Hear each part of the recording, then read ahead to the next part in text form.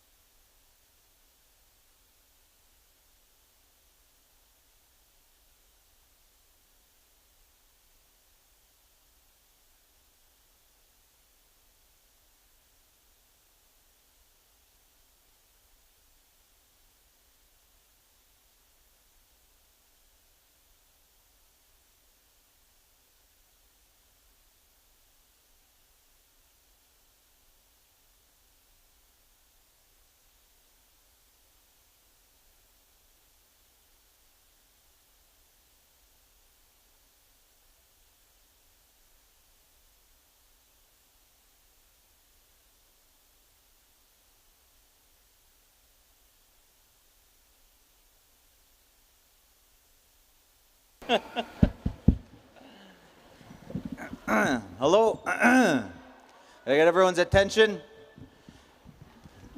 Dance, Scott Suck, youth, young people of our community. We're going to get started here. I'm Tyler Duncan, for those of you who may not know who I am, and I'll be your co-master of ceremonies for the week.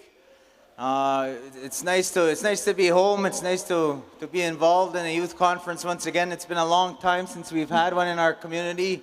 It's nice to see our young people and some of our elders joining us here today. Gadat Muscat no, I welcome you here today. Gawat Simit no, I greet you all, and I'm glad to see you all here today. I just want to give my co-MC the opportunity to introduce herself. She's one of our economic development officers for Norway Cree Nation. If you want to come and introduce yourself. Thank you, Tyler Duncan. Hello, everyone. My name is Melanie Helcrow, and I'm pretty sure most of you recognize me from registering you earlier. Hi. And I just want to send out positive energy for each and every individual that is taking part in our conference, and we want you to be aware you are important. You are important to Norway House. You are important to Manitoba and Canada-wide. That is why we are hosting this conference, for you to realize that you have it within you to go out and make a change, not only within Norway House, but within Canada. So please, enjoy our conference. And Tyler, I'm next to you. Thank you, Melanie. So there's going to be lots of prizes handed out. Anyone who's listening on live stream, if you're not here, you're missing out. Some of the first set of prizes that are going to be given out right away, there's a mini drone, there's a laptop, there's AirPods, there's an orange Jets hoodie. That's just for walking in the room. That's not even the major prizes yet. So as we begin, I just want to start by lifting up our leaders. None of these things are possible if we don't have leaders that are promoting and supporting the youth. So I want to call on two of our counselors that are supporting this. Councillor Eddie Albert, Councillor Anthony Epatagan, to come do opening remarks. Thank you.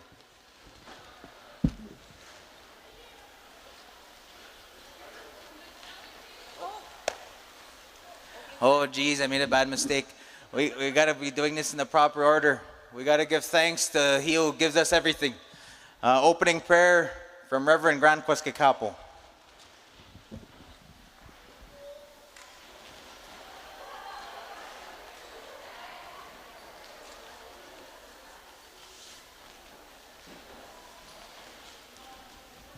Good afternoon. Kita tamiskat na wow.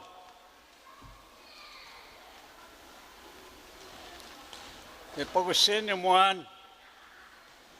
I hope that you have a good gathering. Tamigos kawat to meet your friend.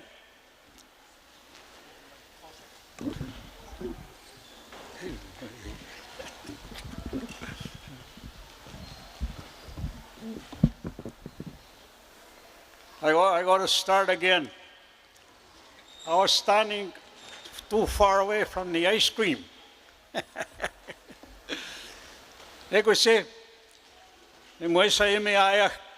before we pray, I want the young guys to take off their hats. Caps, please.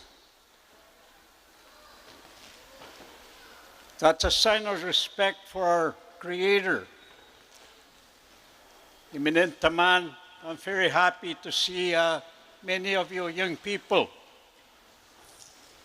attend this opening of the Economic Development for Youth, NAS Common. I'm happy to see that. And I hope you enjoy the 3 days. Utagawi Mamawiik. You know, it's always been in my heart, in my mind, and in my spirit. I remember a counselor came up to me when I was about 7 or 8 years old. He told me, I still remember those words. He said, I believe in you. I believe in you. At the age of 65, when I was doing my doctorate degree, I heard that word. I heard the words of that elder. He said, I believe in you. Kanigisto, each one of you sitting here, I want you to remember that I believe in you. But more importantly, you're going to say to yourself, I believe in myself. That is the greatest gift you can give to yourself. That is a gift from the Creator. Kagimini gue, mamitunensigan, minamitehi, minascha, ayamiatan. Gagisiyat siyang seman tu. Loving Creator, we come together to give you thanks kapinas komitnan. Ipinas komitak for this opportunity to gather together. Itay pantamagawa awagiseman tu kitipay mamauya kitom. Iwismasawin ni minan. Bless each one of us and bless what we're about to do. Kista sawin tamuya and our tsigati base tsige tup matseminan Jesus Christ. Amen. Okay, I'm done.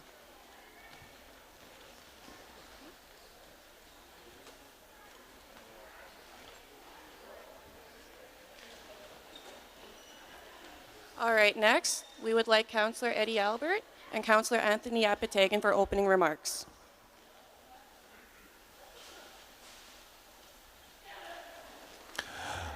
I could say thank you, Nanaskamun, that I'm here with you, youth. My name is Councillor Ed Albert. I worked with youth when I was growing up. When I was a boy like you, I had my father and my mom. They were both different, eh?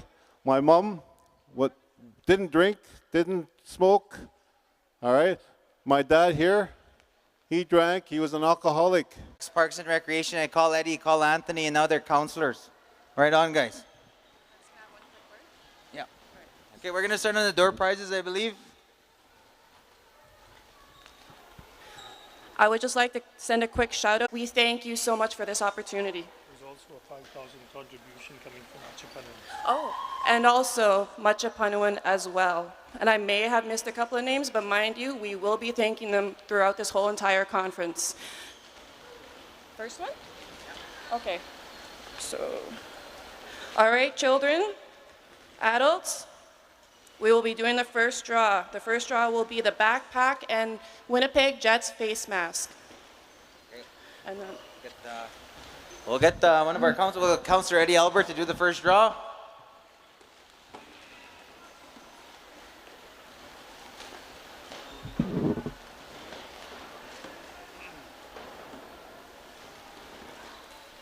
Brooklyn Evans.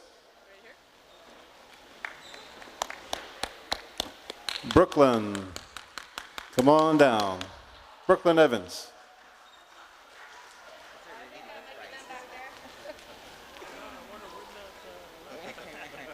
Are we allowed to enter?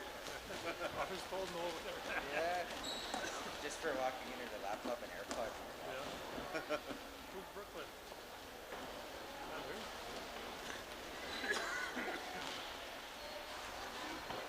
Brooklyn? Yep, that's Brooklyn.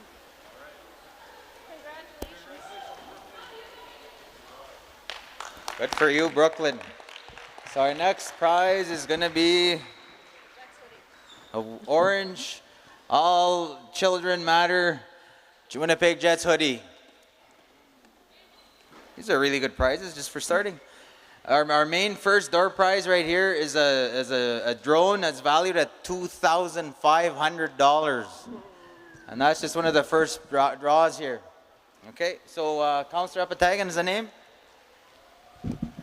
Okay, our winner for the Ernest Monias tickets, no, just kidding, is Shannon Evans. Shannon Evans, you win yourself an orange hoodie. Where's Shannon? Come on up here and claim your prize. Do we have a Shannon here? If not, I guess the rule is you're drawing again? Oh, I think she's over at the fire pit. Somebody ran out there and called her. So we'll give her a few minutes. That goes in the. Oh, it goes back into the main ticket draw. Oh no, this is the. They don't win again. They don't win again, okay. You win once. I want to win that drone, but they didn't allow me to enter with her. Guess I was too old. But I flipped the numbers around. Instead of 61, it's 16.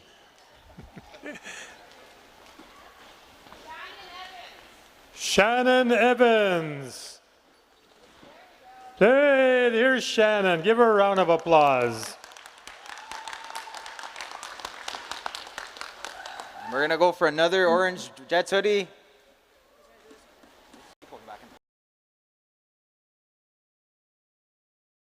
Winner, Kata. Congratulations. You know, I looked for that kind of logo when Winnipeg Jets. I couldn't find it. It's really a nice logo. Congratulations. Okay, the next up we have Apple AirPods. Not too bad for a first prize, man. Okay, and then we'll have Councillor Apatagan do this one. Who wants Apple AirPods? Okay, we got a winner here. Christine Robertson. iPods. AirPods. I still pick up the phone and go, using. That's how technically advanced I am. Congratulations, Christine.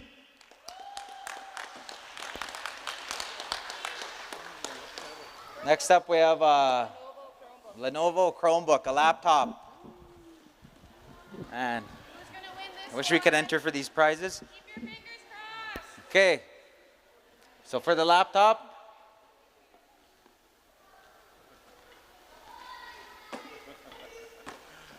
whoops.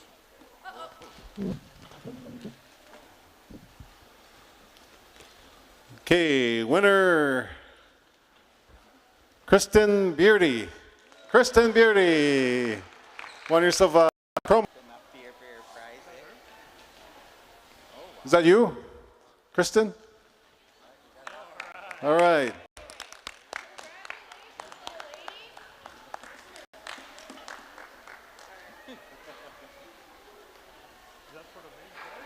Okay, this is for the mini drone, valued at over $2,000. So we'll have Councillor Anthony do this. Who gets a drone? Ooh. You know, when I attended the first youth conference at the old high school, all I won was a bag of gum. There was only one in there. All right, the main prize for this draw goes out to Peter Walker. Peter Walker, you win yourself a drone valued at $2,500. Where's Peter? Oh, please, Peter, be here. I don't want to return this. Peter Walker, out there. Oh, go. Oh, $2,500. A drone. Oh. Okay, here we go.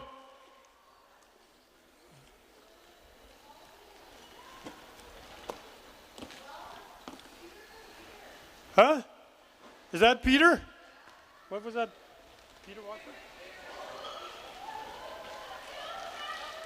Okay, we have a winner. Peter, you won your... That's the one he wanted. Excellent. You and I will negotiate a better price for that.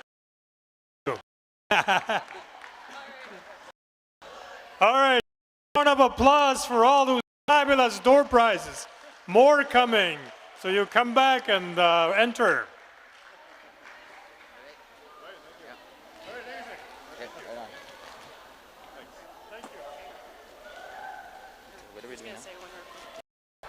Okay, just one real quick word. I know we said repetitive not win again, but that was only for this round. The next round, which will be later on, your names will be going back in again, and that goes for Tuesday and Wednesday as well. Tyler, please.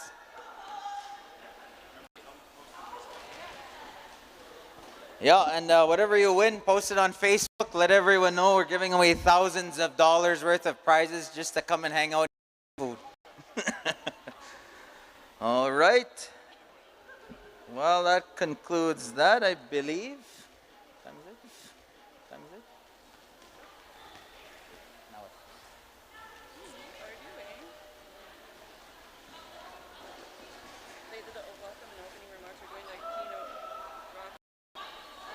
We're going to move on to that now? Yeah. All right, well, the next item on our agenda, we have Rob Campbell. He's from Norway Cree Nation. He works for MNP. He's the National Indigenous Relations from the company. He's a very successful man from our community, and he's obviously very brilliantly business-minded. Has done well for himself. So we're going to have come up and say some comments on economic development to our conference today. Thank you. Thank you. Excellent. Thank you. Can I take this? I'm going to take this. How do I get this off? All right. Holy smokes. Man, what a great crowd of folks out here. Thank you so much for coming out here. Everybody, I just want to say hi to questions. I'm Rob K, as I was introduced, and I'm a senior partner and I'm a National Director of Indigenous Services for a company called MNP. Formerly known as Myers Norris Penny. We're a very large accounting and consulting firm, which to some of you probably doesn't really mean a whole bunch, but to others, hopefully it does resonate a little bit. Folks, this is where my family comes from as well, just like you guys, and it's a real honor and privilege to be back home and spending some time with all of you, because as some of the other speakers have mentioned, you know, you guys, you're our future. Right? You are really such a tremendously important component of the community, because it's really all this conversation the next few days is really all about you guys and making you think and participate in a lot of different things that are really important to the health and well-being of the Norway Cree Nation and to yourselves as individuals. And so those are the kinds of things we want to focus on for the next few days. You know, as was indicated, I've had a very long life. I'm 56 years old, and I'm not too afraid to say it either, Anthony. It's just a simple fact. And over those years, I've had the good fortune to be part of lots of different things. And I must profess, you know, I know when I was growing up and over the years, sometimes, you know, as young people, we didn't always have the chance to participate or be engaged in some of this kind of conversation. So I hope some of you will really take this to heart, and I hope you'll get involved and all those good things, okay? Because it's real important. And some things we talk about here in the next little while, you know, they may just be things that you're hearing for the first time, and you're just trying to kind of become aware of some of this. And I hope it sinks in, and I hope that some of you reflect on it in the future. You know, before I get going into a couple things, I wanted to talk a little bit about, you know, Indigenous people and tribal people. And Peter, how's that drone looking? Awesome. Is it awesome? Yeah? Is it the best thing you tell me? Yes. Yeah? Peter, do you know something about tribal people like us as Indigenous people? You know what? One of our historically has always been a lot to do with a lot to do with distribution of wealth amongst each other, and a lot to do with, you know, different kinds of practices. And you know what one of our practices, if somebody else really values and likes something you have, they can ask you for it. And you know what we used to do in our tribal ways? You would give that to them. It'd be a great honor. And so I just want to let you know I really like that drone, and I'd really like, I'm just teasing, Peter. I know those are sort of our ancestral ways and how we once functioned, right? And so as we start to get more strength as Indigenous people, as we start to grow and become stronger as communities, we've been on a very difficult journey. You know, I think all of you are more than aware, you know, what the challenges have been over the last few hundred years or more, you know, based on all the things that have transpired as Canada became a country and as we ended up being, you know, on the receiving end of some very challenging things. And so we want to reflect a little bit on that. We want to reflect on lots of important things today because, you know, it's becoming our time now. You know, we've been injured in lots of ways. We've suffered. In some ways, we've even been in some cases, in some people, broken, you know, through the difficult times and the assimilation policies of Canada. And so a new time is coming now. A time where we're going to really start to regain our rightful position in the country. And in doing so, we have to become active in the economy of the country. And I'm going to try to explain a little bit about that and talk a little bit about some of the work that my company's trying to do right now with the community, okay? So a couple of things I wanted to reflect on, folks, is for those of you who may not be as familiar, because some things I'm going to talk about, they may not necessarily be things you think about every day. They may not be things that you've been involved in the past, but they're really important things, right? And like all of us, we're on a constant learning journey, right? We're always trying to understand more. We're trying to reflect on more things that are important to us. And sometimes it's about things that we may not necessarily know a lot about. So I'm going to try and explain a few things. I certainly welcome questions and all of those good things as we move through the conversation. But I want to talk about a couple things right off the hop. You know, our future, your future, particularly as young people, is really predicated on a couple of things. Your ability to thrive and to be successful in life. And when I say successful, I don't mean that you've made millions of dollars and you've invented something new. I mean success in the way that you're healthy, that you're happy, that you feel like you're contributing to society, to your community, to your family. That's what I mean when I talk about success. And so by virtue of that, I want to explain a couple things. I don't know how many of you are familiar with Murray Sinclair. Does anyone know who Murray Sinclair is? Murray Sinclair, hands up, little bit. No? Well, Murray Sinclair, see a few hands at the back. Murray Sinclair is a very significant Indigenous person in Canada. And what makes Murray really interesting, in and amongst all the things that he's done in his life, he's very accomplished. He's an amazing person. I'm a big fan. But one of the things he talks about, and he's a former justice, he's a former Canadian senator, he's one of the early graduates of a law degree here in Canada as an Indigenous person, and he's one of the commissioners of the Truth and Reconciliation Commission of Canada.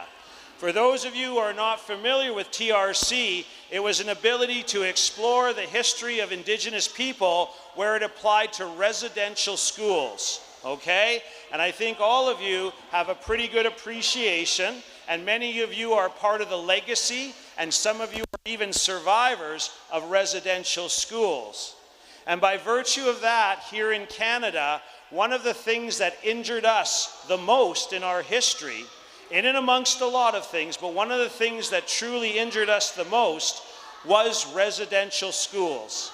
And so he went to the country, and there were a lot of things we had to do different. And so they had calls to action. And those calls to action help us understand how all kinds of things can be improved so that Indigenous people can have a brighter future, how Indigenous people become more involved, how our voice can be actually part of how the future of our country really will unfold. And that applied to education and justice and health and a whole bunch of things, right? And Murray always says this, where it applies to residential schools that I just said, it was probably the single most negative impact on us as a people, okay? Because it took people away from their families and their communities and their culture and their history and all of those things. And it really had a long-standing impact on us as people because it left a legacy, not only to those that attended, but the families that we come from, you know, were the same. So a lot of people had a very difficult time, and we're still living that experience, and we'll continue to live it for generations as we try to rebuild and get stronger. But here's the thing that Murray always said, education. Education is the thing that in many ways broke us as a people, yet oddly enough, it's education that's actually going to help us thrive. It's education that's going to propel us into the future in a great way. So for all of you young people, I really want you to think long and hard about education. I know when we talk about school, you're kind of like, oh man, school. In fact, it's about to start in a couple of weeks. And some of you may not be really enthusiastic about it, but it is so vital and important because it's that very education that's actually going to make you stronger as a person. It's what's going to contribute to your community being stronger. It's going to contribute to us as Indigenous people in Canada to, again, get into those places, into those roles, into those big positions that make big decisions and do all kinds of great things. So folks, I gotta tell you, education, as much as it's difficult to have old men like me come up and say these things, it is incredibly important. It is so vital. So I really encourage you to think long and hard about it. The second thing I want to talk about just briefly is the economy. One of the things that's very difficult for us as a people is that we were extracted from the economy of Canada. And what do I mean by the economy? Well, when we think about the economy, that is the business, that is the financial engine around us all. Okay? It's what creates jobs, and it's what creates wealth, and it's what, you know, does all kinds of things. And we haven't been really part of that for a long time.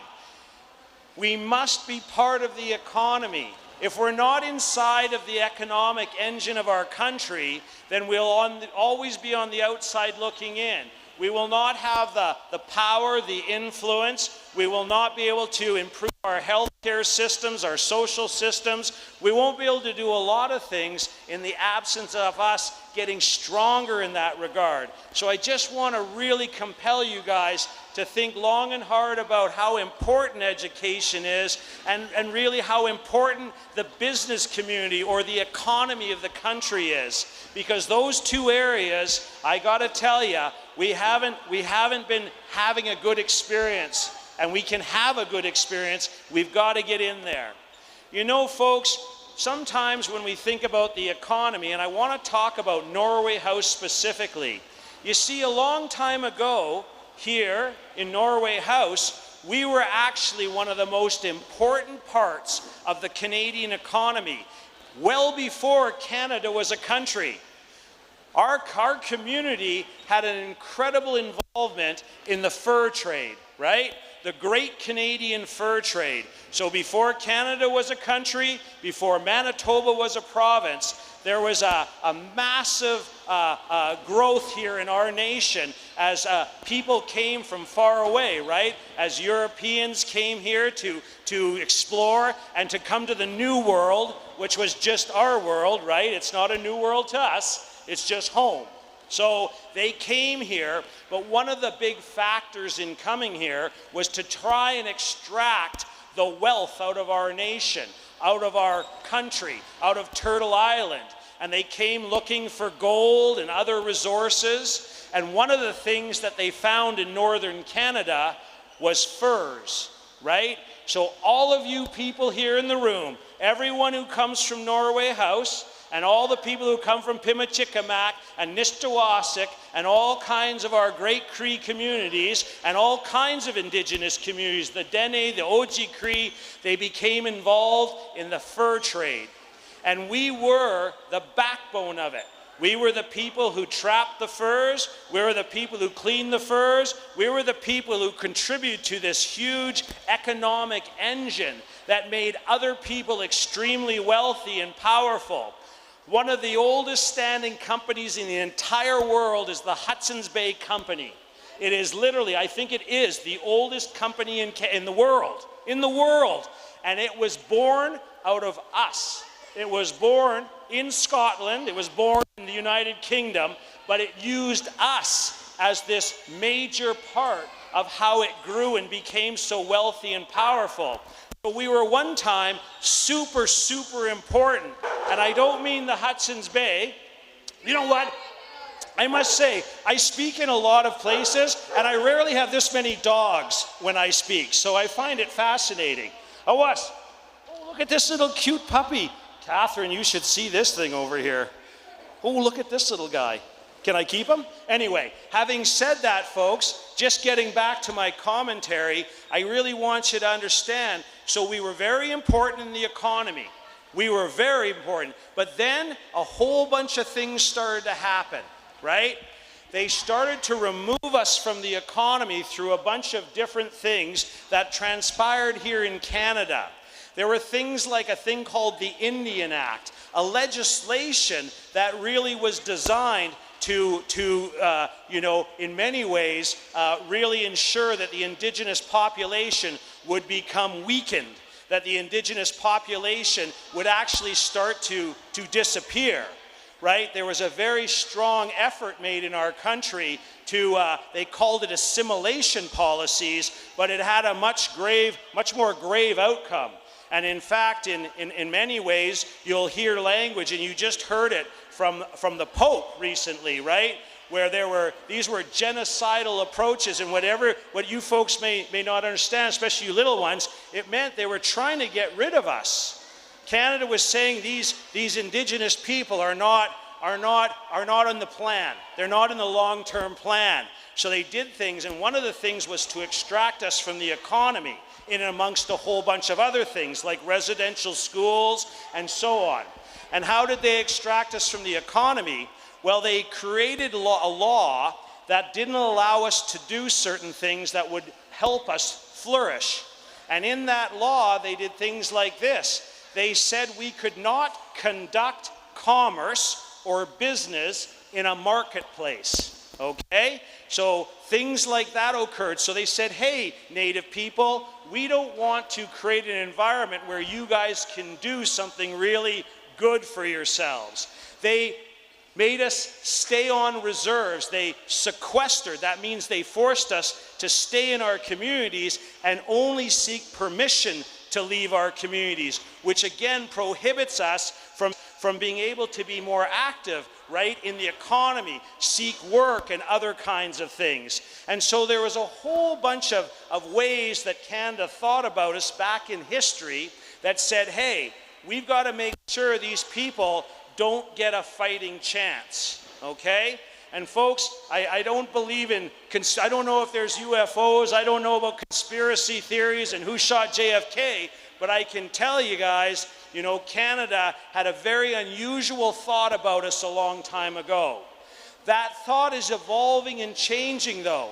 There are different things happening today which are now encouraging us to get back into that world. And it's something that we have to take advantage of. It's something that we need to think about and become part of. So in our history, you know, the simple reality is we've had a very difficult time historically accessing capital and becoming able to finance or access finance to get into business and do lots of things like that. And so right now, though, we're starting to see more and more growth in that regard, and I'll talk about it in a moment. one of the things that I think we need to understand as well is that you folks, even though they extracted us from the economy or participation in the economy to some degree, one of the things that's interesting and something that most Indigenous people don't seem to get a sense of or understand. And here's what I'm about to tell you. We did a study here in Manitoba through the Southern Chiefs Organization and through the Northern Chiefs Organization. And one of the things that was found in all of this is that we, as Indigenous people, are the second largest segment of the economy. So the very thing that we've been prohibited in being part of, or the very thing where they created barriers and challenges for us to be part of, do you know how important you are to Manitoba? And it's so interesting to me because sometimes we're not treated very well. Sometimes you find yourselves at the butt end of discriminatory things. You're in a store and someone sees you and you're a young Native person and someone follows you because they think you're going to do something bad. Well, guess what, folks? We are so important to the Manitoba economy, and it's kind of like a secret. So when you think about the economy and you think about how it works, there's things like agriculture, right? Big farming and all that kind of stuff. There's mining, which Norway House, I think there's some really interesting things happening in the future around mining. There's manufacturing, where you build stuff, like where they build, all kinds of things like motor homes or whatever. These are sectors or segments of the economy. And you'd think, how is it possible? Well, we are the second largest segment of the Manitoba economy. That's how much we contribute to a thing called the gross domestic product, the GDP. And without going into an economics lesson, basically it's looking at what does our economy look like? And you know why we're important? Think about it for a minute. My past, before I came here to work at MNP, to be a partner with my colleague Catherine Graham over here, and to be one of the owners of our company, we have 9,000 people across the land and 120 offices and all that kind of stuff. So really fun. But having said that, before I came here, I was the vice president of a large Indigenous investment company. And here's some interesting things. When you think about all kinds of things in the world, when you look at the hotel rooms in Winnipeg, who stays in the hotel rooms in Winnipeg, right? Well, all you guys do, you're darn right. You jump in the pool and you go for a water slide maybe sometimes. Catch this. The hotel industry, really big and important, 30% plus of every single night, Indigenous people are in those hotel rooms. That's important. If you pulled us away from the hotel business tomorrow, all the hotels, or many of them, would suffer greatly. Who flies on airplanes here? Our largest regional carrier, right? Perimeter Aviation. Who are the customers on those flights? Well, guess what? In Perimeter's case alone, and they're actually just one of the airlines owned in a huge fleet of the Exchange Group, and without getting technical here, because they own multitudes of airlines, all servicing the Indigenous community, 90+% historically of all the souls or passengers on those planes were us. Well, how does that business thrive? It thrives because we're the customer. The Northwest Company over here, that big, huge place, right, which you all go to, right, the northern stores, right, you all race over there. Guess what, folks? We are the principal customer to an empire. The Northwest Company last year did about $1.4 billion of business. All of its customers are Indigenous people, either here in Canada, Alaska, the South Pacific, or the Caribbean, because they specialize in servicing us. We are part of all of that. We are an important part, but we're the customer. We're not the owner. You see the difference? We are contributing to the growth and the wealth of so many other people, but we don't capture it ourselves. We don't become part of it to the degree we should. If we ever harness the actual power that we have as the customer base, we would control so many things. If we could ever remove the lateral violence in our community and the animosity that was created through our history, through residential schools and these traumatic experiences, we would find ourselves in a very different place. We would determine who the next premier of our province was. We would determine a whole bunch of things, but we are not there. We've been hurt so bad, we're having a hard time getting back together again to really understand how truly powerful we are as a people, because we are incredibly powerful. We just can't seem to harness it right now. We're getting there, we're getting better, but you understand, our job historically in the last while has been making everybody rich, except us. And I don't want to make it all about money. It's not necessarily about money, but it's about jobs. It's about our people getting stronger and healthier. All of those things come when you're part of the economy, when you're an active member there. So we are actually victims of a thing they call economic leakage. You know what? If you filled a big wooden barrel with water, right? A little bit of water would start to drip out. It would start to leak out. Okay, so think about it that way. We are victims of a thing they call economic leakage. For those of you who may not understand this at the moment or think about it at the moment, think about this. There's a certain amount of money that comes into our native world, right? And it's considerable. And what do we do with it? Well, we give it away. We give it all away. In fact, in past studies I've been involved in, about 96 cents of every dollar leaves our community immediately, which means we give it away to other people. We don't retain it, so we don't get better, bigger, and stronger. We give our money away. And I love it. I feel like saying to you guys right now, why don't you give me 96 cents of every dollar in your pocket? Because that's what we've been doing for years and generations. We would rather drive to Thompson to buy a product than to buy it from a local provider.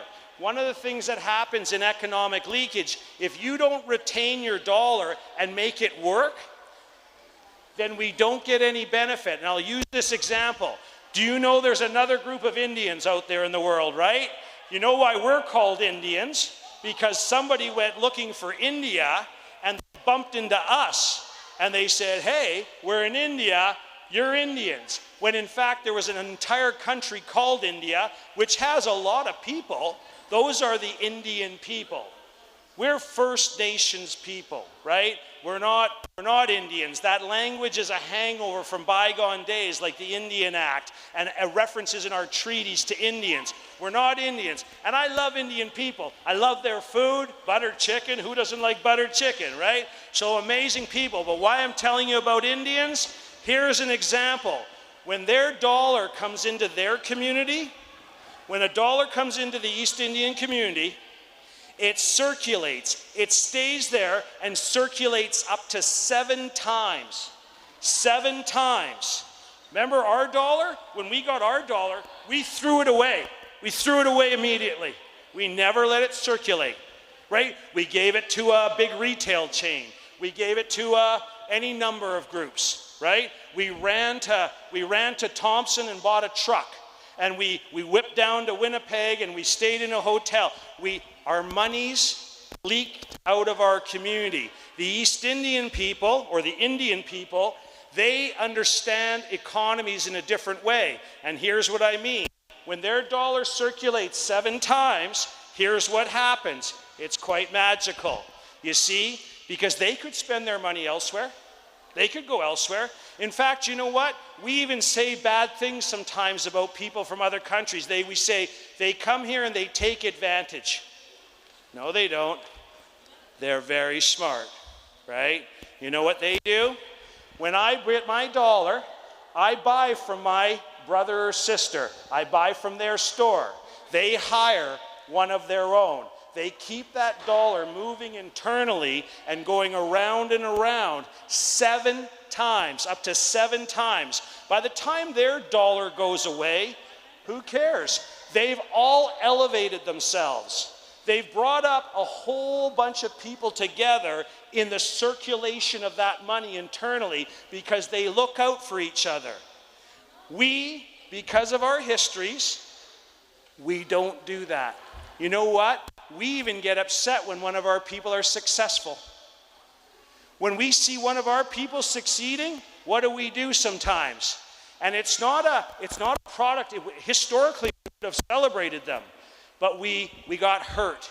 We got hurt over the generations. And now, when somebody is succeeding, we kind of look at them and go, oh boy, I don't know, they're succeeding. Look at, they bought a new Skidoo or a new truck. Well, I don't want to help them get rich. Without understanding that if we help and support people to succeed in our communities, and if our dollar circulates in our community, so many positive things will come of it. I even say things in a selfish way. You know what? Maybe that store owner that we don't like because they've got a new truck, maybe if we supported their store, they might hire our son. Maybe they'll hire my son. Maybe my son will marry their daughter. Maybe I'll end up owning their store. No, I'm just teasing. We don't want it to work that way. But what I'm getting at is, folks, there's lots of ways that we can help improve, our conditions, and some of it comes through things like that. Just sheer understanding, right? And supporting each other and looking at business and the economy and getting involved. And I don't want to belabor this conversation too much. I know there's lots of little ones in the room, and I was kind of designed to speak to probably a group that's a shade older than you guys in some cases, although I certainly see more than a handful of folks that I think can absorb the conversation in its own way. One of the things that brings us here today, one of the things that brings my firm and Catherine's firm, MNP here, is that we're going to help develop an economic strategy. The leadership of the community asked us to give them some assistance in this regard. We've done it in lots of places. And so one of the things we're trying to accomplish here today and tomorrow is we want to help understand things better. We want to understand Norway House better. We want to understand you folks better. And so we're really wanting to do a bit of a workshop. As soon as I'm done chatting, we want to ask you some questions. We want to get some answers from you because you folks have a lot of things that you can share with us to help the community and help the leadership design an economic path forward, right? To help create a map to follow. And that's one of the things we want to try and accomplish here in the next day or so.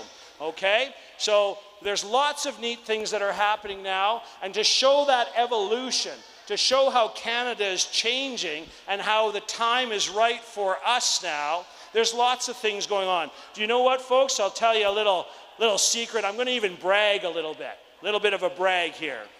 So I mentioned earlier on, so I'm a senior partner with MNP. And get this, I'm the very first First Nations partner in our firm. It's a 60-year-old company, and years ago that was unheard of. And yet I was able to break through, a system that traditionally may not have looked at us in a certain way, but now we're changing that. Today we have 8 Indigenous partners in our firm, and our company's called MNP, and I always call it My Native Partnership, because I think one day, there'll be so many more of us. But there's a lot of things changing. There's a lot of really important, right? The country is waking up. Here's one of the ways they're waking up. There's a legislation called the Duty to Consult and Accommodate. Means very little to some of the folks, little folks and stuff, but it's a very interesting thing, because what it means is any major development that occurs in Canada going forward, they must consult us. And where possible, create accommodations for us to be part of it. And so the years where they build hydro projects and do huge things in our backyard without talking to us, those days are gone. Those days don't exist anymore. And those days, they're starting to change so that we're actually at the table. We're part of the conversation. And you guys, you can't take that for granted. It's so important. I can't stress it. Who gets out on the lake a bunch? Who gets out on the lake? You know when you're out on the lake in that bad weather, your lips get chapped, don't they? And you're looking for some lip balm? Look at this guy here. Plus, you may be doing some kissing. No, don't do any kissing. Hey, there you guys go. Split those up. There's some lip balm. When you're out on the lake, you can put this on your lips and make you feel better. There you go. Holy smokes. You guys look like a hockey team. Honest to God. Here. There's another one there. There's a few there. You guys are going to have to fight over them. You got to fight over them. Hey? Oh, there we go. I didn't realize they were all packaged together. Lip balm. There you go. Here you go, young lady. All right. I got lots more of these, so this is good. And I've even got some more stuff coming up just while we're getting ready. There, you split that up and you share it with someone else at the table. Man, look at all the hands up. Is this what the classroom looks like? When the teacher asks you a question, do you all put your hands up? I don't know. I better talk to some teachers here. I got a funny feeling that that may not necessarily be the case. Look at you ladies. Hey, you know what? I've got some of these too. These are those stands for your phone. You want to try to watch a show, you know, and you got it on your desk or whatever. Holy, look at this. Now remember, there we go, a couple of those. Man, there's so many of them here. Tell you what I'm going to do. I'm going to drop some of these. I'm going to say, Jimmy, or come on over here. Can you walk around and get some of these out? Just keep showing up every time. You're just following me around. Hey, you know what that guy is? That's an entrepreneur. That's an entrepreneur. That's somebody who sees an opportunity and is trying to seize it and figure out how to succeed. There you go, you see? He thought, holy smokes, I'll just follow that guy around. That's entrepreneurial spirit, okay? That's when you have an idea where you can improve something, you have something that you can supply to people that they want, and you can see an opportunity to grow yourself, right? So that's what happens. Who else? Any other shirt? Here you go. Math. There we go, young lady. Absolutely. There you go. Okay. Hey, oh, you're already holding a shirt. You're more than an entrepreneur. Hey, you're back again. You guys, a bunch of you at that table. Oh, sorry. Sorry, partner. That's it. I ran out. All right. How are we doing with some of these sheets? We're getting those out there. Okay. So, folks, here's what we're going to do. And we got pens galore, okay? We got, now don't rush up here right now. Don't rush up here right now. These are pens. They got highlighters in the back. They got the name. Of course, everything I've given you has the name of my company. Why does it have my company name on there? Why does it have it? So you'll think about us all the time. See, right now, MNP is going to be known all over Norway House. They're going to see people walking around with shirts. They're going to see folks with all kinds of stuff, right? That's called marketing and promotion. Those are factors that go into developing businesses, right? And as we learn more about business, that's the kind of thing we have to think about. So right now, I'm going to put these on the front desk. Don't come up. You don't come up until we're all done here today, okay?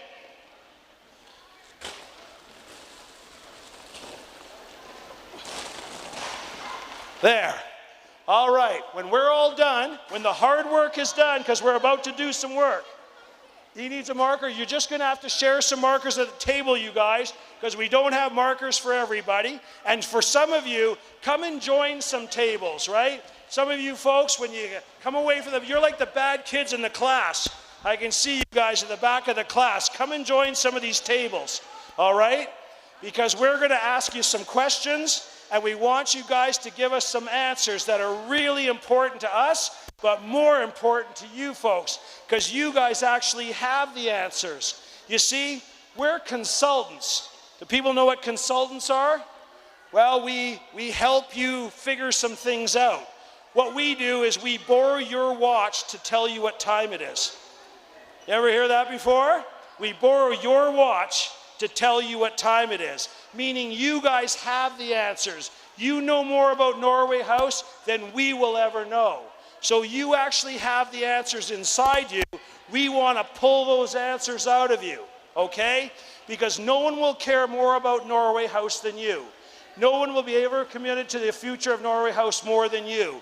No one will ever do more for Norway House than you'll be able to do, okay? So this is super important. How are we doing, Catherine? Do we think we're ready for the next part of the agenda? Because I am talking the spit right out of my mouth right now. In fact, the chances of anyone getting me some water, coffee, if they could point me to a puddle, I would drink out of that. I may jump into the lake here. Some of you may throw me in the lake. Hey, over there, exactly, hey? Boy, this is like, holy smokes. Hey, do you know who my dad is? My dad is George Campbell. Do you know George Campbell? Remember him? Yeah, did you date him at one time? Girlfriend? What? Holy smokes.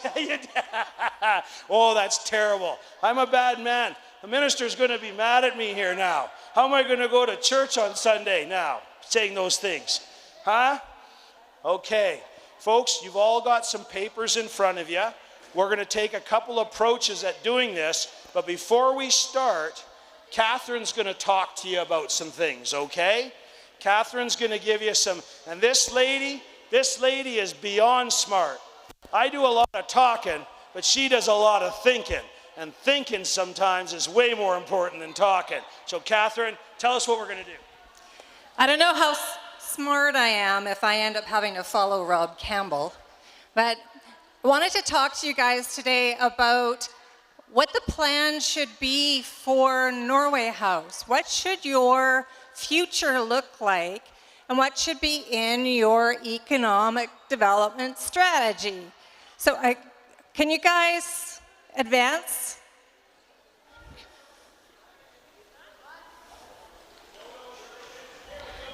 Perfect. So we are here today to listen to your ideas. We want to find out what you want for your community, what is important to you, what might be getting in the way, and that helps us to help you build a plan. We're going to be working with Jimmy and Melanie and the council and all of the folks that help lead your community to build the plan. But they need to know what's important to you. Next slide, please. So an economic development plan that we're here to build, it helps to create the future for the economy of your community. And it helps with understanding first, what are your goals? What do you want? And then what is here? What's working well? What do we need to grow?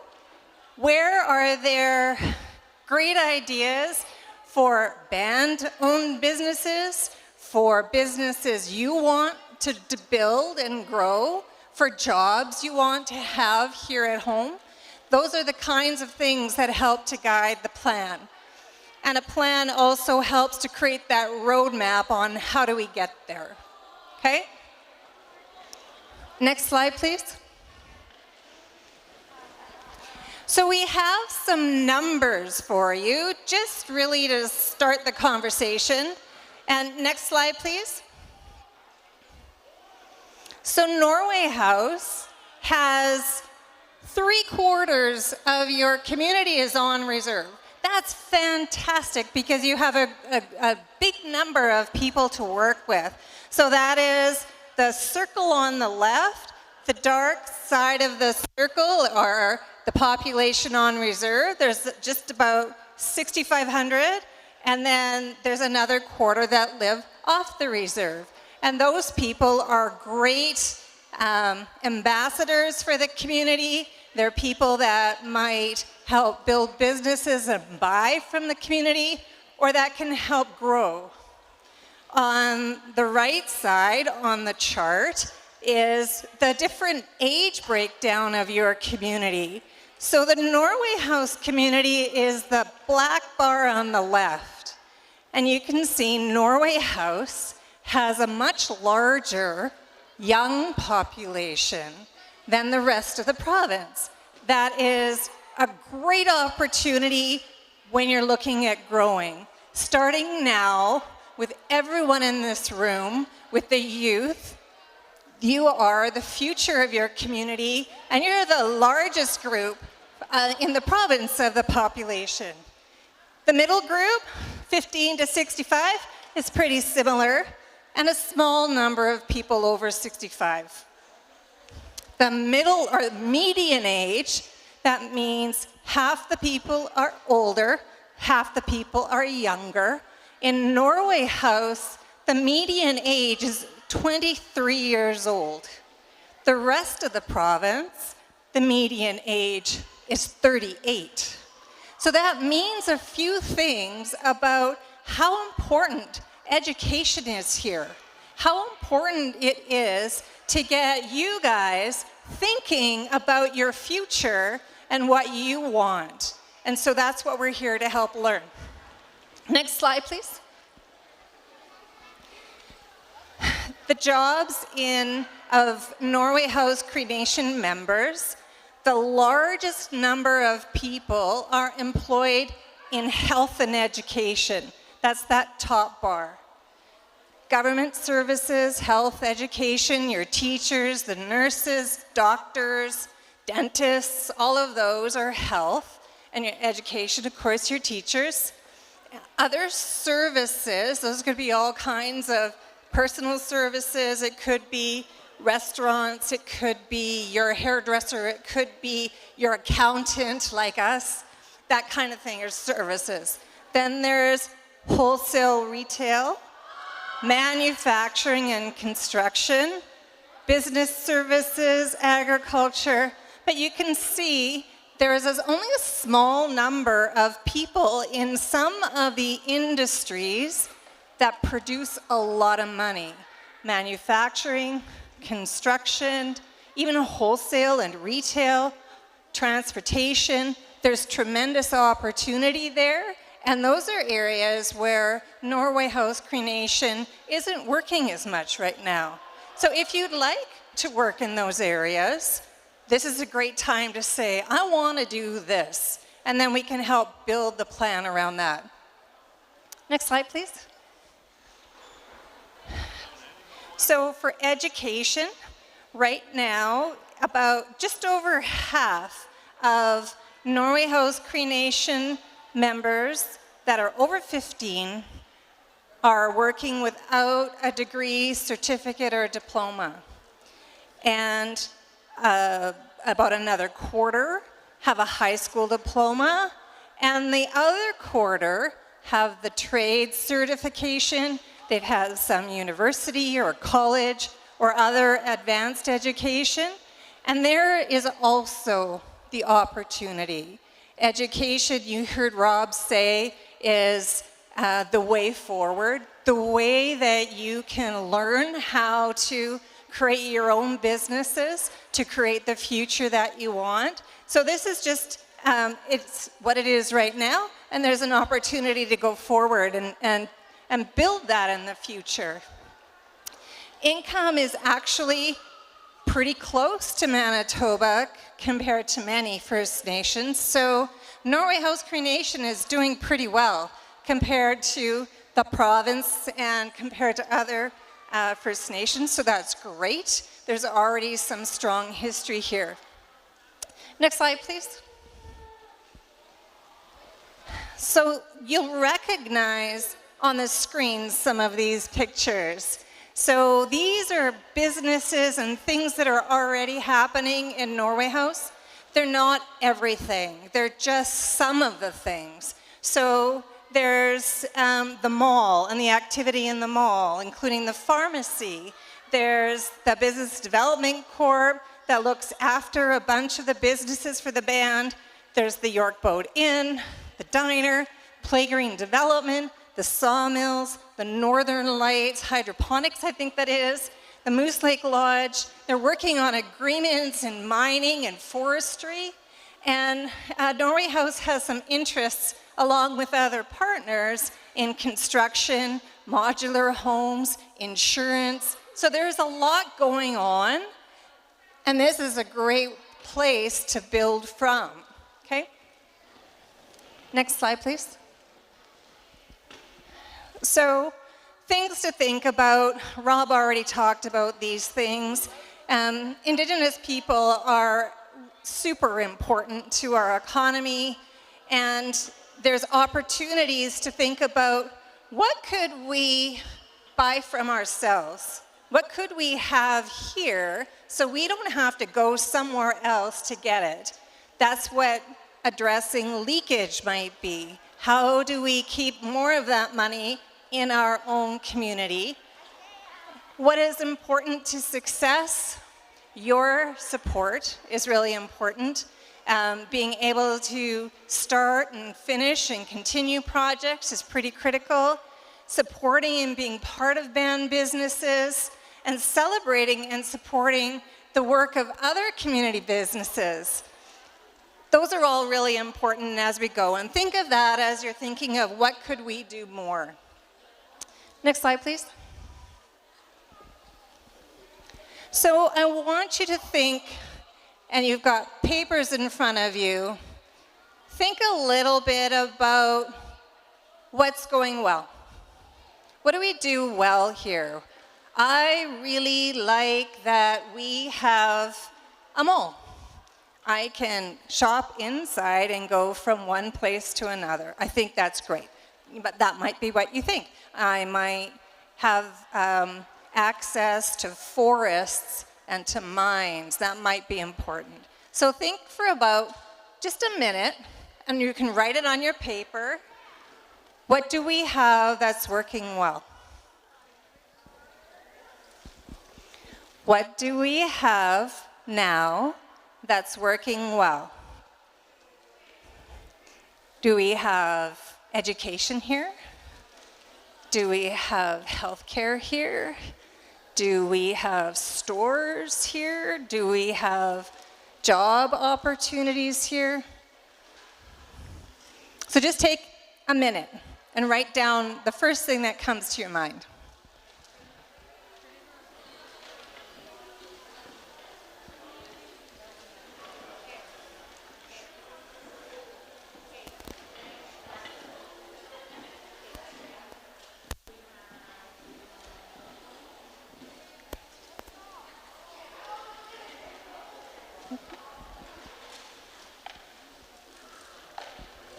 Next slide, please. So while you are thinking about what works well today, I want you to think about what you want from the future. What do you want to see? Types of businesses, Norway House Cree Nation as a band could be involved in, and what kind of business or career job opportunities you yourself would like to be involved in. Okay? So I'm going to give you a little more time to think about this one.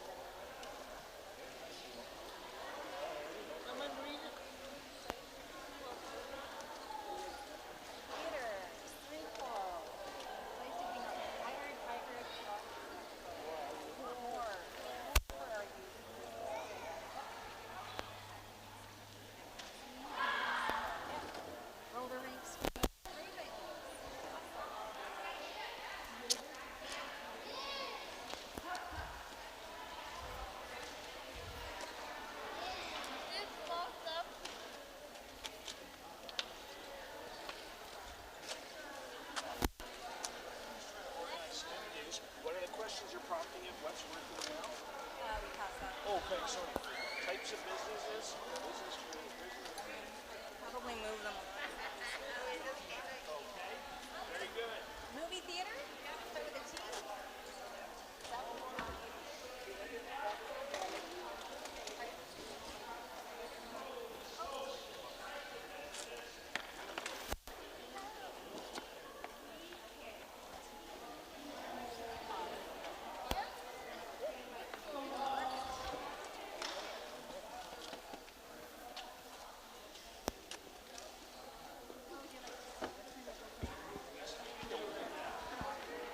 Steal something from the table.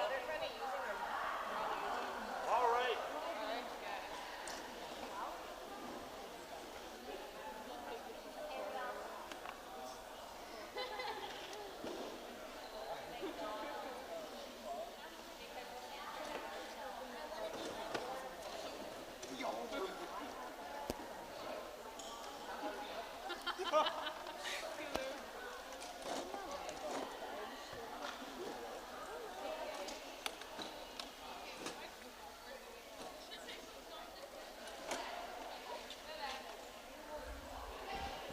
Next slide, please. Okay, I'm hearing some great ideas around the room. There's things like, we would like some businesses for kids. We would like a McDonald's. And I've heard people would like to work at a McDonald's. So, you know, there are things like, we'd like places and things for kids to do too. I saw a gym, I saw a movie theater, I saw a roller rink, other things, other businesses that community members can do things in. Fantastic. What else have you got? Hockey. Oh, these are going well. So hockey, school, housing, community events, internet, awesome. We might want maybe more restaurants, clothing stores, gym again, being able to become a carpenter, maybe building all your own houses. Those are very cool. So the question now is, what do you need to succeed?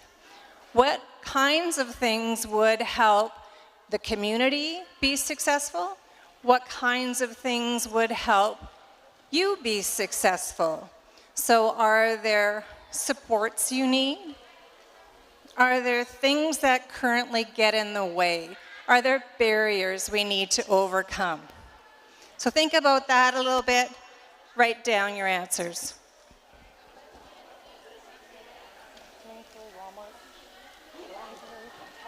Laundromat. Oh. So what gets in the way now? Anything get in the way? Makes it harder?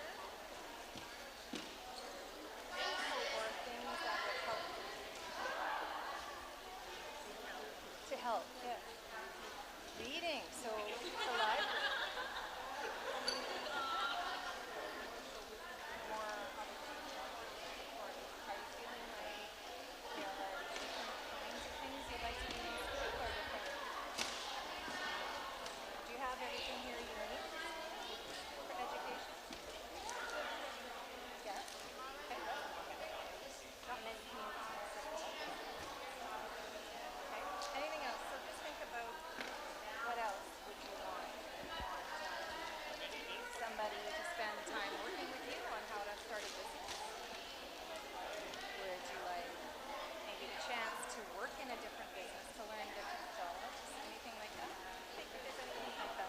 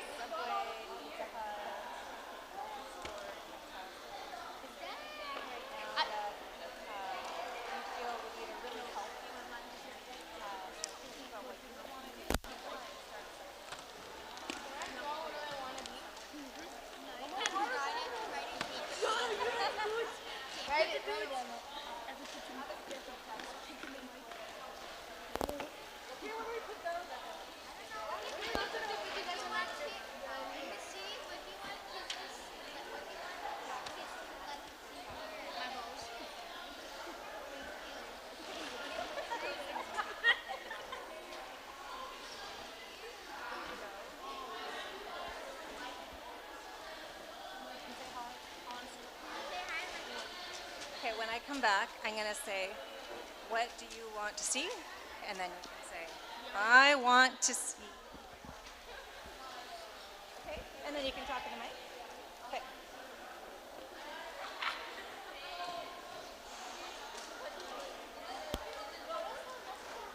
About jobs, or, yeah, so future, like what kind of work do you want to have? At the, there you go.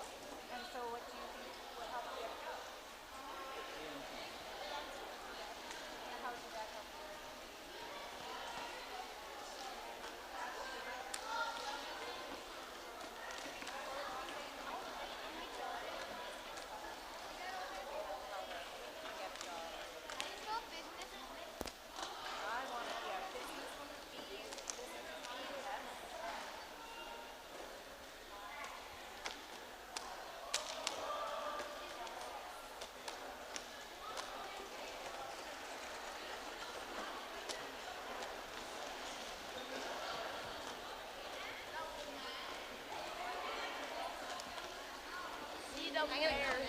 I know, wait, because you know what the kids want to see? The fair. Yeah, the kids want to see the fair.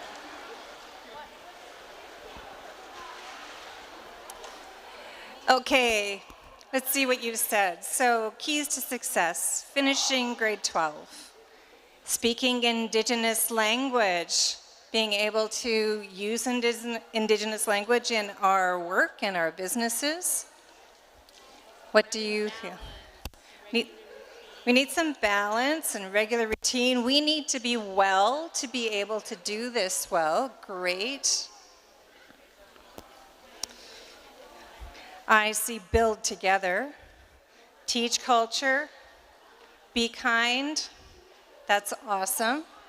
What do you see? She says more stories. More stores. Excellent. And what about over here? Your toe. What do you want to see? McDonald's. What do you want to see? The quick stop. Quick stop. Awesome. What do you want to see? A culture center. Culture center. Fantastic. What do you want to see? No? Any ideas? You wrote it down. I want to see a brand new multi-sport facility. What do you want to see? No? I see a water park. I see a sports store. What would you like to see? Would you like to speak? No? Roller skating, public library. That's fantastic. Okay, thank you guys so much. We're going to collect up all your ideas and we're going to help build them in to the plan, and we'll help to share that these are some of the things that community members have said are important to them and that youth in the community have said are important to them. So thank you so much. We really appreciate your thinking and the time you put into this. We'll give you a few more minutes if there's anything else you want to write down, but that's really what we wanted to accomplish today.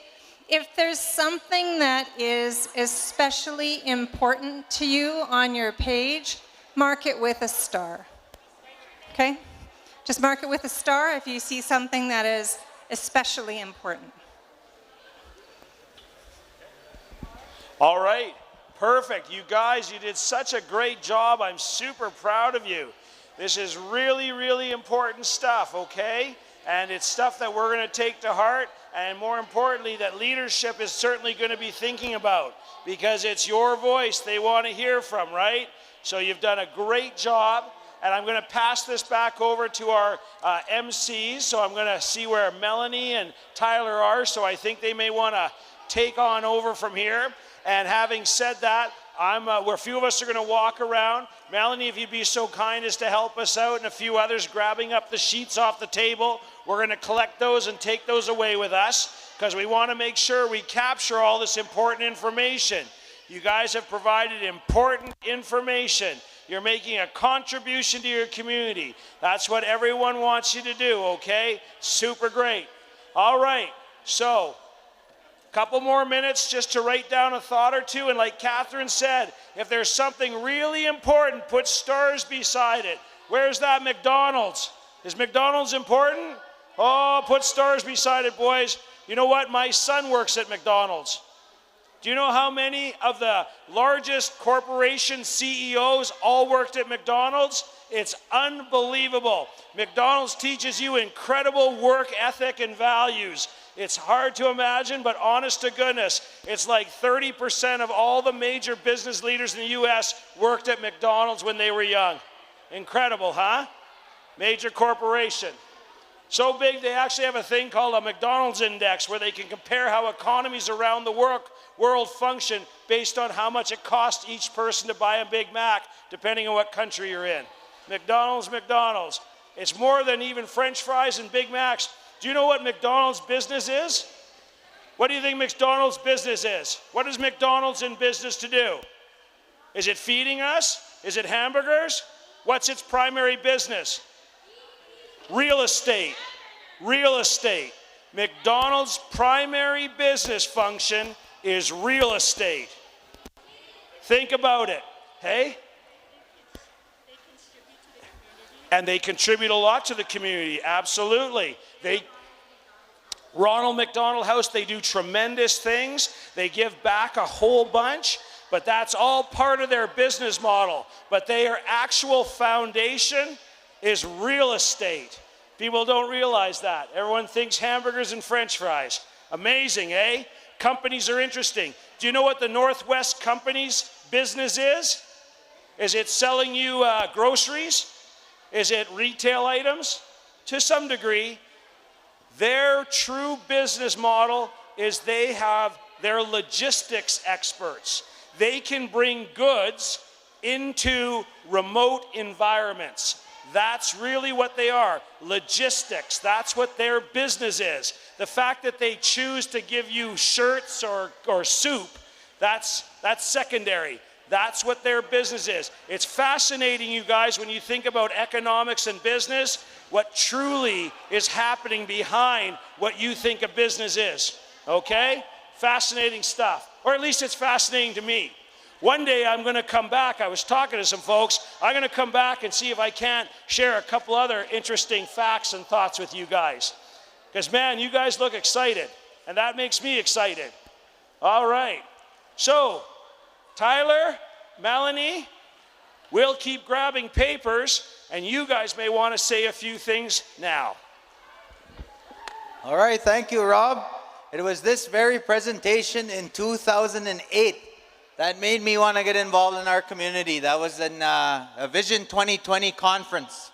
So in the year 2022, how much has changed going from where we were at in 2008? Not a lot. So I'm hopeful that we can action some of these items and start developing a vision for 2030 in the years to come. So thank you, Rob. Never an empty moment on the mic when that guy's walking around. So now we're going to call on Councillor Clark. We had a presentation as he was walking in, so he didn't get to give his opening remarks. So we'll have Councillor Dion Clark come and give some comments, then we're going to give out some prizes, and then we'll get into serving you guys some supper. So Councillor Clark, here you are. Good afternoon, everyone. It's good to see the different people here, adults and children, for being here this afternoon.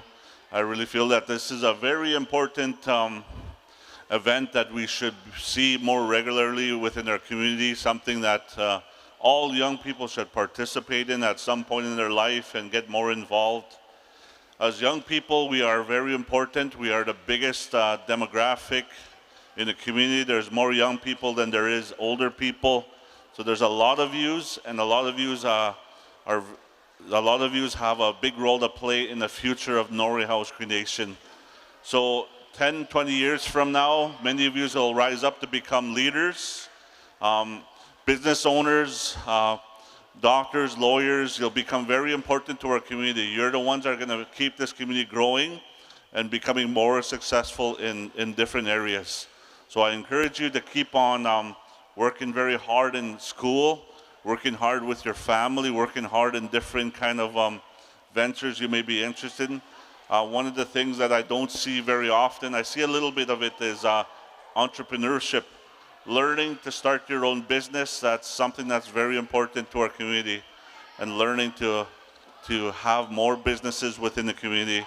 Somebody said we should have a McDonald's, and I think we should. So somebody should start the business. So somebody should really look at investing, because we have a very young population.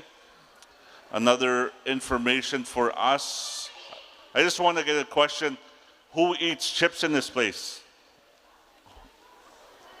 Old Dutch chips, regular chips, Pringles chips, even health food chips. All of us eat some kind of junk food within the community. I used to work for another company, and just Old Dutch alone is about $1 million business in Norway House. And I didn't realize how much people love chips in Norway House. So in Norway House, there's over $1 million worth of chips sold. So when I was standing in line, I've seen chips in everybody's cart. So business is big in Norway House. Food sales is big. So Norway House is a very big community, and I think whatever venture you may want to start, you will be successful. You will have help. So that's why we have the Economic Development Department to be here to help people start their own business, to get going, and to learn how to start their own business. So I'm grateful for this week that we can come together. And this is just one of our first youth conferences we want to have. And this one's one of the ones we want to focus on economics. And that's something we all need to understand. In school, they teach you a lot of different things. History, math, English, and economics, I think, is very important. And that's something us as leadership, we want to see our young people, our families, our younger generation to become strong. We have a lot of opportunity, and we have beautiful land that we live in. And there's other smaller communities, very small. They have tourism is their number one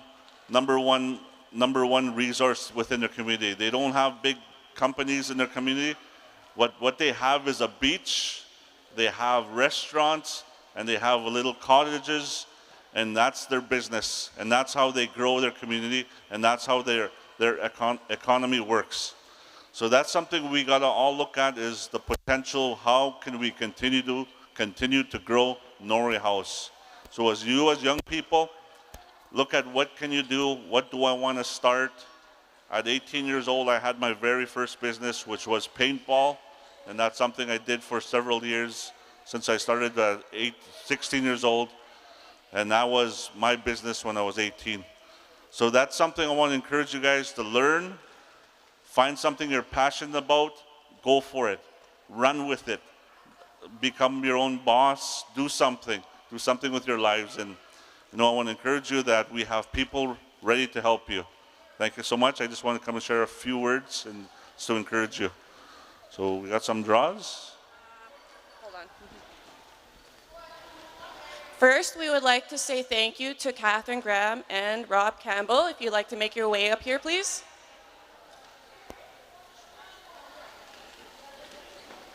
You can give that one to Catherine. You have a camera? No. Also, you take pictures with them? I don't have a camera. If you want to give Catherine her. And Catherine, here's a gift from us to you. Thank you for presenting during our youth conference. No, that one's for Catherine. Ladies first, please. Ladies first.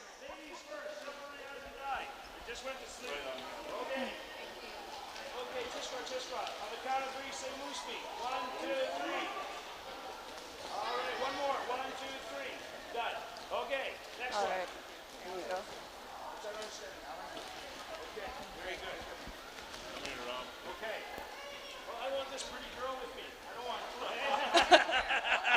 I don't want you ugly old buggers. Hey? All right.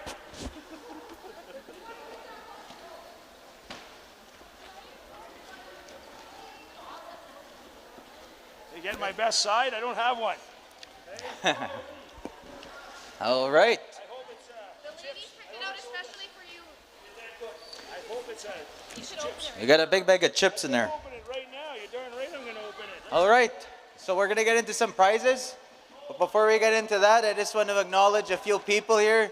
I see Hattie Monias. I see Grant Capo. I see Elizabeth Tate. I see Margaret Balfour. It's nice to see our elders joining us here today. It's a beautiful thing to have you here. Let's give them a round of applause. We have our elders with us.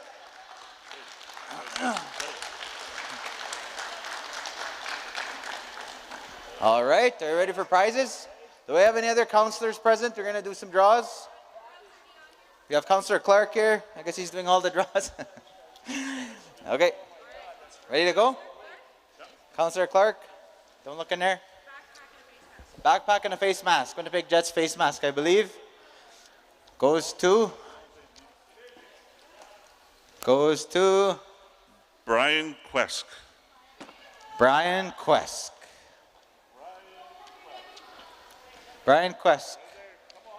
He looks enthusiastic. A body glove. People can come up and Yeah, race, for sure. People can come up and grab pens. Kids can come get pens. Okay. Oh, Rob Campbell has pens. Anyone wants pens? Go see this guy right here. Just please don't stab anyone with them. Just kidding.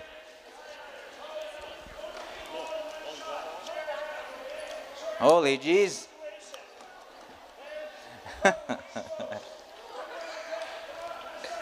He could sell snow to an Eskimo, this guy.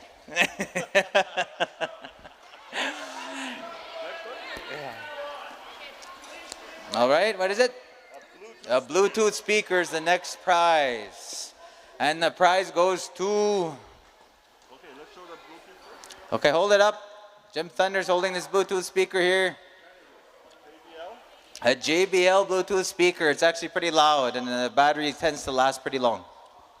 Jeff. I don't know what it's. Jeff, it's a...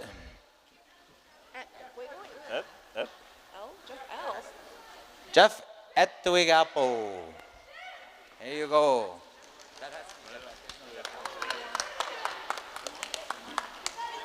Okay, the next one.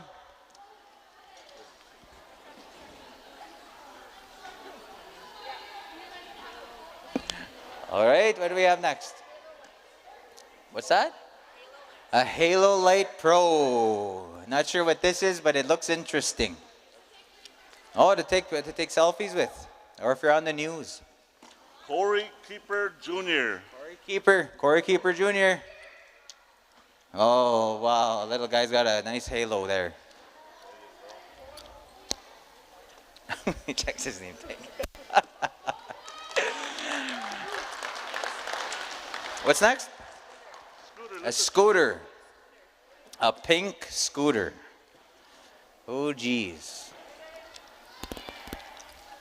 A pink scooter goes to Shanae Clark. Shanae Clark, come get your pink scooter. Come on, Shanae.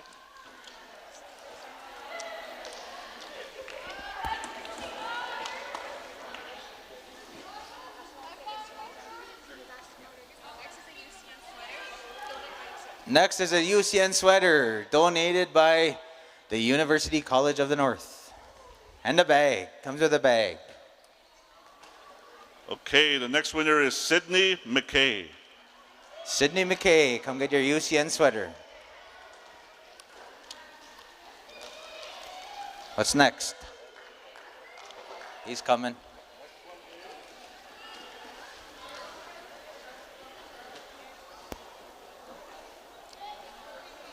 The next is a Fitbit, the smart watch.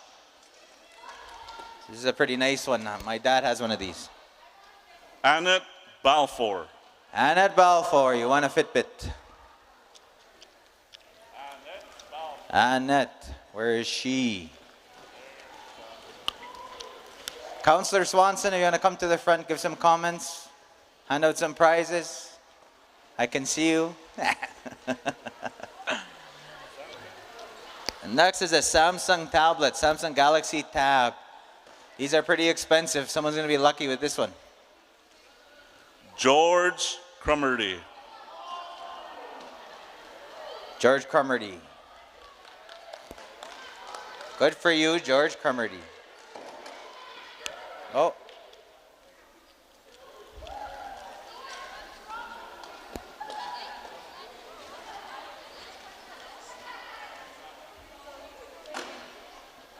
Okay, what do we have here? What is this? Wow, got a laptop. A laptop with a case. Valued at probably $600 or $700. Okay, the winner is? Huntington Evans. Huntington Evans. Got a brand new laptop. There we go. Now we have Councillor Swanson's going to do the main draw. We have a body glove. What is that? A paddle board.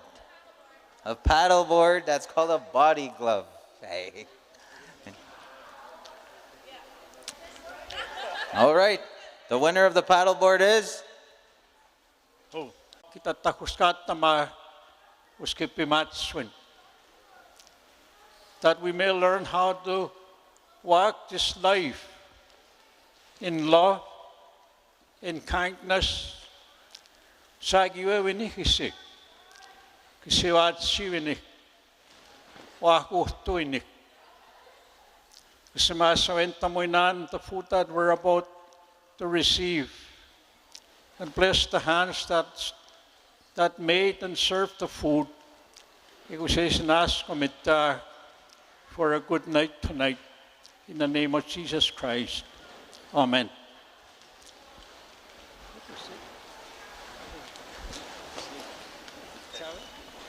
Thank you, Reverend Grant. Thank you, councillors, being here to support. All right, well, we're going to start serving food here. How are we going to do this?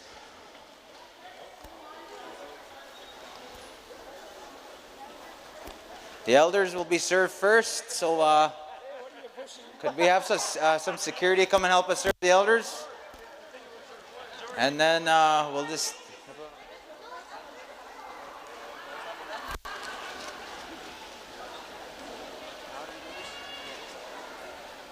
Okay, everybody come up and just come and get a bowl of soup and a sandwich. Let's not overthink it. I was impressed. I was like, if anybody...